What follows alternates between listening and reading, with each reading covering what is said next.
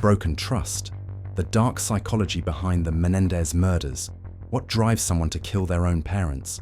In 1989, Lyle and Eric Menéndez shocked the world when they brutally murdered their wealthy Beverly Hills parents, Jose and Kitty Menéndez.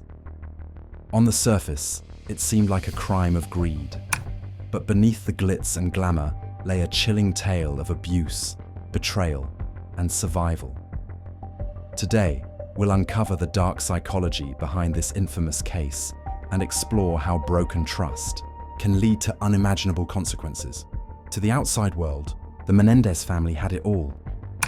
A sprawling mansion, expensive vacations, and a picture-perfect life. But behind closed doors, things were far from ideal.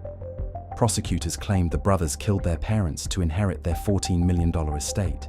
However, the defense argued that Jose and Kitty subjected their sons to years of psychological and sexual abuse, leaving them trapped in a nightmare with no escape. For Lyle and Eric, trust was shattered early on. Their father's controlling behavior and alleged abuse created a toxic dynamic where fear ruled over love. This trauma not only isolated them, but also planted the seeds for what would become one of the most controversial crimes in history. On August 20th, 1989, the unthinkable happened. Jose and Kitty Menéndez were found dead in their home, victims of multiple shotgun blasts. The brothers initially tried to cover their tracks, staging a burglary and even hiring a private investigator to throw off suspicion. They spent lavishly, buying Rolex watches and starting new businesses, all while investigators closed in. The trial revealed shocking details about the family's hidden struggles. Defense attorneys painted a picture of two young men driven to desperation by years of abuse.